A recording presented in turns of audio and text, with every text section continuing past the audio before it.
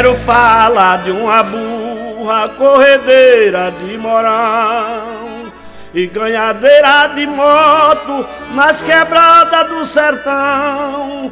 Foi do senhor João Silvestre, que passou em todo o teste, pegou muito barbatão.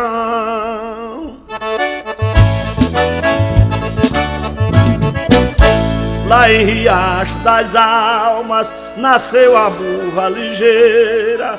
O seu dono andava nela, ela era boa e parceira, mas aprendeu a beber, passar a lhe conhecer pela burra cachaceira.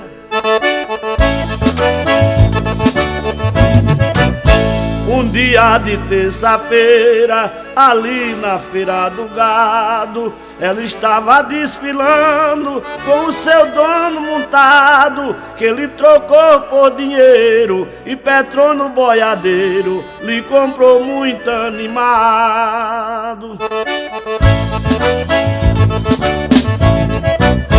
Soltou a burra na manga, que ficou gorda e zelada. Uma tarde ele montou-se, apartando uma boiada, de curral para curral, sentiu que este animal dava para vaquejada.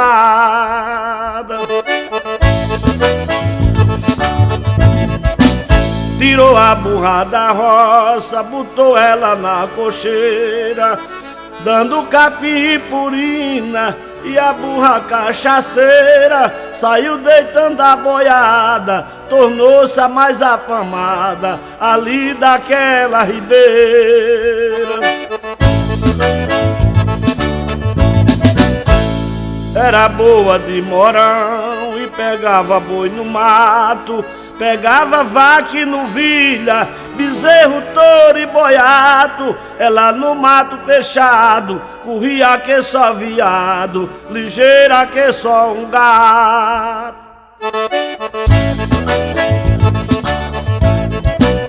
Cachaceira foi a burra do Nordeste brasileiro, ainda viveu 10 anos nos festivais de vaqueiro. Campeã fenomenal, chegou a morrer no curral de Petrônio boiadeiro.